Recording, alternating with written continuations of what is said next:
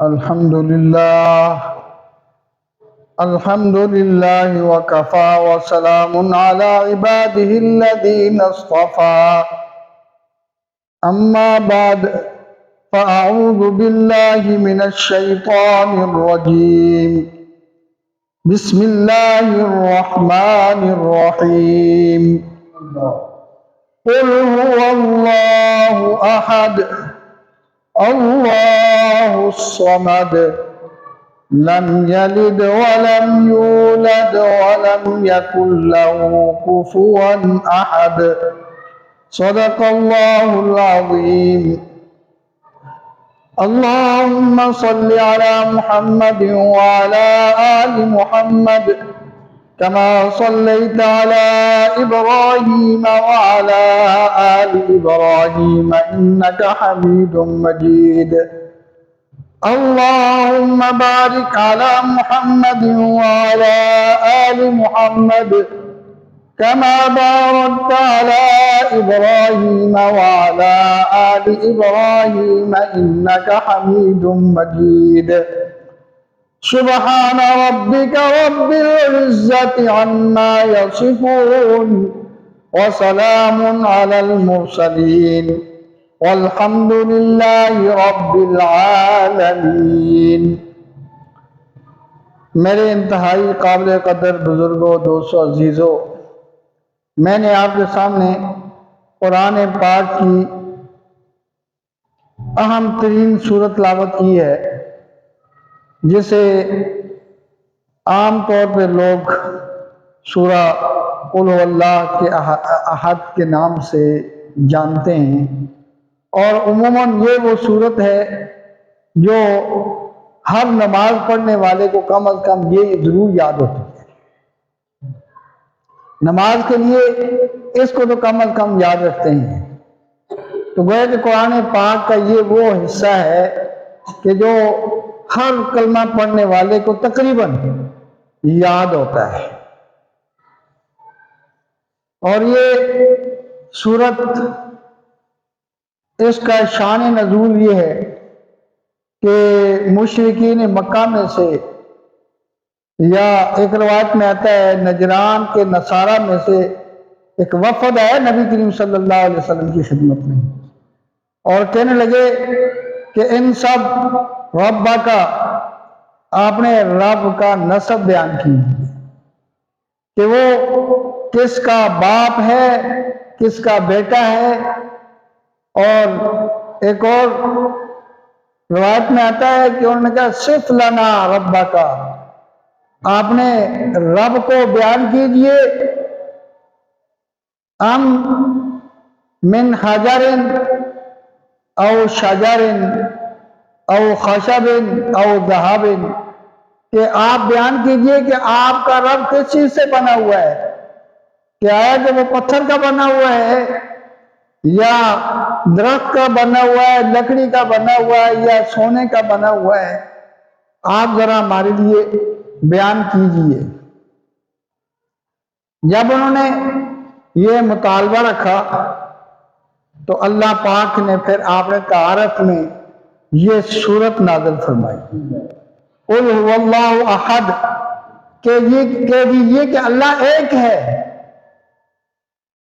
احد کا معنی یہ ہے کہ جو اپنی ذات میں، صفات میں یکتا ہو، کہ اس کی ذات میں بھی کوئی شریک نہیں اور اس کی صفات میں بھی کوئی شریک نہیں ہے. بے مثل اور بے مثال ہے، اس کا کوئی مثل، کوئی مثال نہیں ہو سکتی. قرآن پاک میں اللہ کے لیے اس معنی میں ایک اور لفظ بھی آتا ہے واحد، جیسے کہ قیامت کے دن اللہ تعالیٰ فرمائیں گے نا للہ الواحد القہار لمن الملک اليوم، اللہ تعالیٰ فرمائیں گے کس کے لیے آج کے دن بادشاہت. پھر خود ہی اللہ تعالیٰ کی طرف سے جواب آئے گا للہ الواحد القہار، کہ آج بادشاہت ایک غالب کے لیے ہے. تو واحد کا لفظ بھی اللہ کے لیے آتا ہے. قرآن پاک میں اور جگہ پر بھی آتا ہے الہکم الہ واحد، کہ تمہارا معبود ایک ہی معبود ہے۔ تو مفسرین فرق بیان کرتے ہیں احد اور واحد کا، کہ احد ایسا لفظ ہے کہ سوائے اللہ کی ذات کے کسی اور پر نہیں بولا جا سکتا۔ واحد یہ لوگوں پر بھی بولا جاتا ہے، جیسے کہ میں کہوں میں ایک وہ شخص ہوں جو بیان کر رہا ہوں، واحد۔ لیکن اس کا مطلب یہ نہیں ہے کہ میرا کوئی ثانی نہیں ہے، میرا ثانی ہے، آپ کا ثانی ہے، لیکن اللہ واحد اس معنی میں ہے کہ اللہ کا کوئی ثانی نہیں ہے۔ اللہ اپنی الوہیت میں ایک ہے، اللہ کی الوہیت میں کوئی شریک نہیں ہو سکتا۔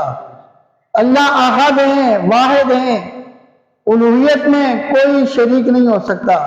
اللہ اپنی صفت خالقیت میں اکیلے ہیں، اللہ پیدا کرنے والے، کسی اور کو ضرورت ہے کہ پیدا کر سکے؟ یخلق ما یشاء، اللہ جو چاہتے ہیں پیدا کرتے، کوئی اور پیدا نہیں کر سکتا۔ تو اللہ قل هو اللہ احد، اللہ ایک ہی، اللہ الصمد، اللہ بے نیاز ہی۔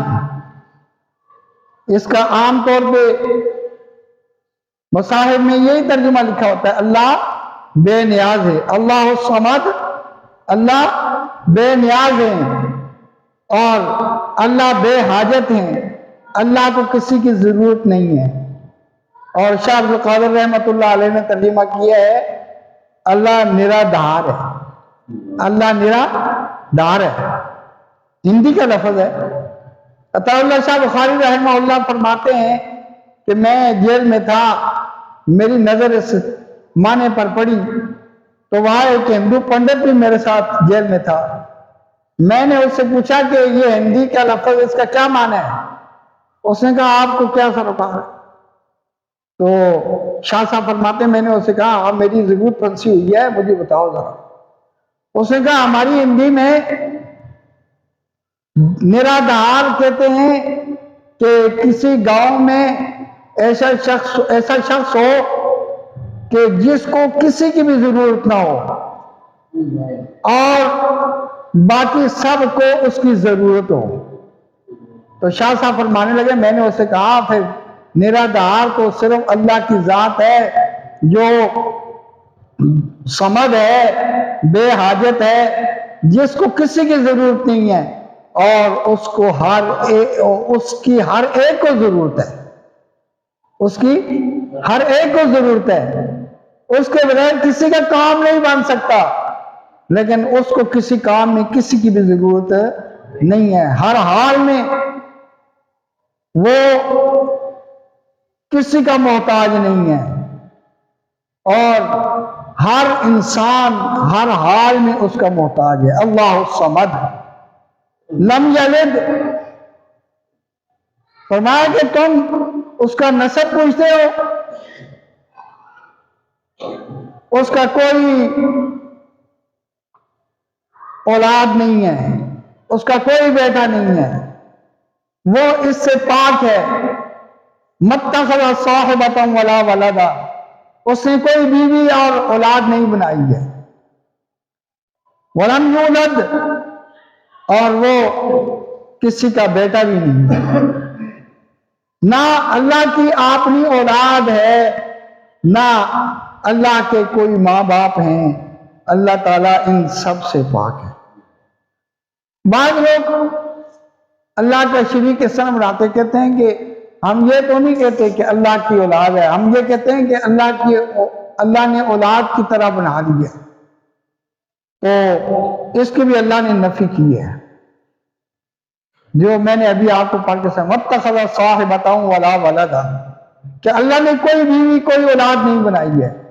اور یہ جو کہتے ہیں قالوا اتخذ الرحمن ولدا سبحا، کہ رحمان نے اولاد بنا دی ہے، فرمایا کہ یہ اتنی بری بات ہے، اتنی بری بات ہے کہ اس کی برائی اتنی سخت ہے کہ اس کی وجہ سے جو ہے نا آسمان پھٹ جائیں، زمین پھٹ جائے، پہاڑ ریزہ ریزہ ہو کر گر جائیں۔ یہ اتنی بری بات ہے کہ اللہ کی بھی اولاد کو ثابت کر فرمایا لم یلد ولم یولد، کہ نہ اس کی کوئی اولاد ہے اور نہ اس کے کوئی ماں باپ ہیں، ولم یکن لہ کفوا احد، اور نہ ہی اس کا کوئی ہمسر ہے۔ اس سورت کی 4 آیات ہیں۔ کتنی آیات ہیں؟ 4 آیات پر یہ سورت مشتمل ہے، اور اس سورت کی ہر آیت جو ہے آنے والی وہ پہلے کی تفسیر کر رہی ہے۔ قل اللہ احد، وہ اکیلا ہے، اللہ الصمد اس نے تفسیر کر دی، وہ ایسا اکیلا ہے کہ بے حاجت ہے، بے نیاز ہے، دہار ہے، وہ کسی کا محتاج نہیں ہے۔ لم یلد، وہ اس کی کوئی اولاد نہیں ہے، ولم یولد، اور وہ ایسا ہے کہ وہ کسی سے پیدا بھی نہیں ہوا، ولم یکن لہ کفوا احد، تو جب یہ ہے تو اس کا کوئی ہمسر، کوئی برابر بھی نہیں ہو سکتا۔ لیس کمثلہ شیء، اس کی مثل کوئی چیز بھی نہیں ہو سکتی ہے۔ یہ سورہ اخلاص، اس کے کئی نام مفسرین نے لکھے ہیں، تقریباً ایک مفسر نے اس کے 22 نام لکھے ہیں۔ اخلاص یہ وہ صورت ہے جس میں خالصتاً عقیدہ توحید کو بیان کیا گیا ہے۔ جتنی توحید اس صورت کے اندر واضح کر کے بیان کی گئی ہے پورے قرآن میں نہیں ہوئی، بڑی وضاحت کے ساتھ۔ اور اسی طرح اس سورت کا نام سورہ نجات بھی ہے، یعنی جو شخص اس کے مطابق اپنا عقیدہ بنا لے تو وہ جہنم سے آزادی پا لیتا ہے، وہ جنت کا مستحق بن جاتا ہے، اس کی آخرت سنور جاتی ہے۔ سورہ نجات، اور ایک اس کا نام ہے سورہ ولایت، یعنی اس سورت کا تلاوت کرنے والا وہ ولی بن جاتا ہے۔ تو گویا کہ اس سورت کی کثرت سے تلاوت کرنے سے انسان کو ولایت حاصل ہو جاتی ہے، اللہ کا قرب حاصل ہوتا ہے۔ ولایت کا کیا معنی ہے؟ اللہ ولی الذین آمنوا یخرجہم من الظلمات الی النور، اللہ ایمان والوں کا دوست ہے، ان کو اللہ تعالیٰ اندھیروں سے روشنی کی طرف نکالتا ہے۔ تو گویا کہ اللہ کا قرب حاصل ہوتا ہے اس سورت سے۔ اور اس سورت کا ایک نام سورہ نور ہے، سورہ نور۔ سورہ نور اس لیے ہے کہ اس سورت سے انسان کو عقیدہ توحید حاصل ہوتا ہے، اور گویا کہ عقیدہ توحید پر جب وہ گامزن ہو جاتا ہے تو وہ نور پہ چل پڑتا ہے، اس کو روشنی حاصل ہو جاتی ہے۔ اللہ تعالیٰ جیسے کہ ابھی میں نے آپ کے سامنے پڑھا یخرجہم من الظلمات الی النور، اللہ اپنے دوستوں کو اندھیروں سے روشنی کی طرف نکالتے ہیں، تو یہ روشنی حاصل ہوتی ہے۔ اور ایک اس کا نام ہے سورہ معرفت، سورہ معرفت۔ اس سورت کو سمجھنے سے، پڑھنے سے اللہ کی پہچان حاصل ہوتی ہے۔ اس سورت کے بغیر اللہ کی پہچان نہیں ہو سکتی۔ جب اس سورت کو آپ پوری طرح پڑھیں گے، قل هو اللہ احد، اللہ ایک ہے، اللہ الصمد، اللہ بے نیاز ہے، لم یلد، اس کی کوئی اولاد نہیں، ولم یولد، اور اس کے کوئی ماں باپ نہیں، ولم یکن لہ کفوا احد، اس کا کوئی ہمسر نہیں۔ جب آپ اس کو سمجھ کر پڑھیں گے، نماز کے اندر اس طرح سمجھ کر پڑھیں گے، تو اللہ تعالیٰ کی پہچان آپ کو حاصل ہوگی، اللہ تعالیٰ کی معرفت حاصل ہو جائے گی آپ کو۔ اور یہ سورت، یہ عظیم سورت ہے، کیونکہ جتنے نام زیادہ ہوں گے اتنے ہی جس کا نام رکھا گیا اس کی عظمت ظاہر ہوتی ہے. گویا کہ یہ بڑی عظیم صورت ہے. اس کو نبی علیہ السلام نے ثلث قرآن فرمایا ہے. ایک حدیث میں آتا ہے نبی کریم صلی اللہ علیہ وسلم نے فرمایا کہ میں تمہیں تہائی قرآن پڑھ کے سناتا ہوں. نبی علیہ السلام نے شروع کی قل هو اللہ احد پڑھا اور پھر آپ اپنے گھر میں تشریف لے گئے. صحابہ کرام کہنے لگے کہ نبی علیہ السلام پر وحی آ گئی ہوگی اس لیے جبرائیل علیہ السلام آپ کو اندر لے گئے ہوں گے.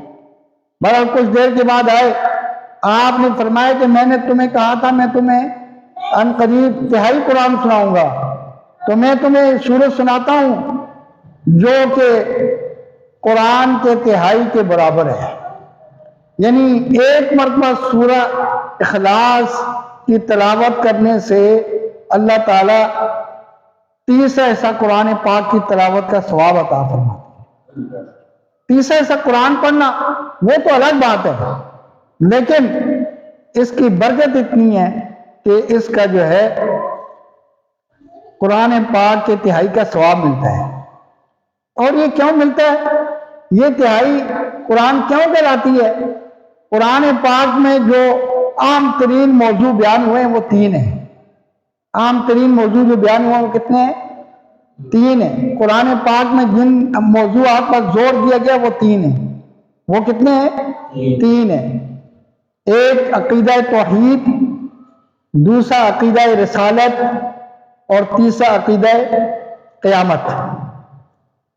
یہ 3 موضوعات قرآن پاک میں زور دے کر بیان کیے گئے, خوب دلائل دے کر بیان کیے گئے ہیں. ہر صورت میں ان کو بیان کیا گیا ہے. تو ان 3 میں سے اس صورت کے اندر ایک عقیدہ بیان ہوا ہے, عقیدہ توحید. عقیدہ تو جب 3 موضوعات میں سے ایک موضوع اس کے اندر بیان ہوا ہے تو اس لیے اس کے پڑھنے کا ثواب بھی جو ہے وہ تہائی قرآن کے برابر کیا ہے اللہ تعالیٰ عطا فرماتے ہیں. اللہ اکبر. یہ ایسی صورت ہے, حضور صلی اللہ علیہ وسلم مسجد میں تشریف لائے, ایک شخص نماز سے فارغ ہو کر تشہد کی حالت میں بیٹھا ہوا تھا اور وہ اللہ تعالیٰ سے دعا کر رہا تھا. نبی علیہ السلام غور سے سن رہے تھے. وہ کہنے لگا یا اللہ اللہم انی اسألک, کہ اللہ میں آپ سے سوال کرتا ہوں انکا انت واحد الاحد الصمد لم یلد ولم یولد ولم یکن لہ کفوا احد فاغفر لی. کہ اللہ میں آپ سے سوال کرتا ہوں, آپ ایک ہیں, واحد ہیں, آپ بے نیاز ہیں, آپ کی کوئی اولاد نہیں ہے, آپ ماں باپ سے پاک ہیں, ہمسر سے پاک ہیں, آپ مجھے بخش دیں. نبی علیہ السلام نے اس کے جواب میں فرمایا غفر اللہ. 3 مرتبہ یہ فرمایا کہ یہ بخش دیا گیا ہے, یہ بخش دیا گیا ہے. گویا کہ یہ سورت اخلاص یہ اسم اعظم ہے. یہ کیا ہے؟ اسم اعظم ہے. اور اسم اعظم وہ ہوتا ہے کہ جس کو ذکر کر کے دعا کی جائے وہ دعا قبول ہوتی ہے, اور جو مانا جائے وہ عطا کر دیتا ہے اللہ تعالیٰ. اور دعا کرے تو دعا کو اللہ تعالیٰ قبول فرماتے ہیں. تو گویا کہ جب بھی دعا مانگنی ہو انسان اس سورت کی تلاوت کر کے دعا مانگے تو وہ دعا قبول ہوگی. جیسا درود شریف کے بارے میں آتا ہے نا کہ اول آخر درود شریف پڑھا جائے وہ دعا قبول ہوتی ہے. تو یہ بھی کہتے ہیں کہ سورہ اخلاص بھی پڑھ کر دعا مانگی جائے تو وہ دعا جو ہے وہ قبول ہوتی ہے. اسم اعظم لوگ ڈھونڈتے ہیں تو یہ اسم اعظم ہے. قل هو اللہ احد اللہ الصمد لم یلد ولم یولد ولم یکن لہ کفوا احد, یہی اسم اعظم ہے. حضرت عقبہ بن عامر رضی اللہ تعالیٰ عنہ فرماتے ہیں کہ میں نبی علیہ السلام کے ساتھ سواری پہ سوار تھا، نبی علیہ السلام نے فرمایا قل یا عقبہ، تو کہنے لگے میں نے کان لگا دیے۔ پھر نبی علیہ السلام نے یہی الفاظ فرمائے، پھر میں متوجہ ہو گیا، تیسری مرتبہ پھر آپ نے یہی الفاظ فرمائے، پھر میں متوجہ ہوا، پھر اس کے بعد آپ نے سورہ اخلاص کی تلاوت شروع کی اور مکمل کر دی، پھر سورہ فلق کی تلاوت شروع کی اور اس کو مکمل فرمایا، پھر سورہ ناس کی تلاوت فرمائی اور اس کو بھی مکمل فرمایا، اور آخر میں فرمایا کہ ان سے بہتر کوئی پناہ حاصل نہیں ہو سکتی، جس کو پناہ حاصل کرنی ہے ان تینوں صورتوں کی تلاوت کر رہے ہیں۔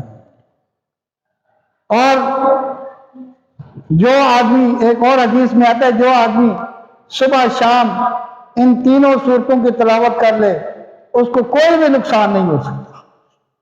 بات یقین کی ہے، یقین سے آپ تلاوت کریں اور ان کے مطابق عمل ہو تو پکی بات ہے اس کو کوئی نقصان نہیں ہو سکتا۔ اب انسان تلاوت کرے لیکن عقیدہ نہ سورہ اخلاص کے مطابق ہو اور نہ ہی جو ہے شیطانوں سے وہ دوری اختیار کرے، ان کے ساتھ دوستی لگائے، تو پھر تو نہیں ہو سکتا، پھر تو گویا کہ یہ صرف الفاظ ہی ذکر کر رہا ہے، اس کا عقیدہ اور نظریہ نہیں بنا۔ اگر ان صورتوں کے مطابق عقیدہ بن جائے اور پھر یقیناً ان کی برکات حاصل ہوں گی، اس میں کوئی شک نہیں ہو سکتا، کوئی دو رائے نہیں ہے، پکی بات ہے۔ اور یہ جن لوگوں نے عمل کیا ہے ان کو ضرور حاصل ہوا ہے۔ ہمارے بھی اگر یقین بن جائے، عقیدہ بن جائے، صحیح بن جائے، ہم ان کی جب تلاوت کریں، صحیح معنی میں ان کو سمجھ کر کریں تو یقیناً یہ برکات ہمیں بھی حاصل ہوں گی۔ اللہ کے خزانے جو کہ تو ہیں، ان میں کوئی فرق نہیں ہے، وہ قیامت تک ایسے رہیں گے۔ اللہ جتنا لوگ جتنا مانگے، رج رج کر مانگے، مخلوق جتنا مانگ سکتی ہے مانگے، اللہ دے دیں، تو اللہ کے خزانوں میں اتنی بھی کمی واقع نہیں ہوتی ہے جتنے کہ آپ سمندر میں سوئی ڈبوئیں اور سمندر کو فرق پڑتا ہے، اللہ کے خزانوں میں اتنا فرق بھی نہیں آتا۔ تو یہ یقیناً ہمیں یہ چیزیں حاصل ہوں گی۔ بہرحال چونکہ وقت کام مکمل ہو گیا ہے تو ہمیں بھی پابندی وقت کی کرنی ہے، تو اللہ تعالیٰ سے دعا جو کچھ کہا ہے اس پر عمل کرنے کی توفیق عطا فرمائے مجھے اور آپ کو، اور جو مجھ سے کہنے میں کوئی کوتاہی ہوئی ہے اللہ تعالیٰ مجھے معاف فرما دے۔ وآخر دعوانا ان الحمدللہ رب العالمین۔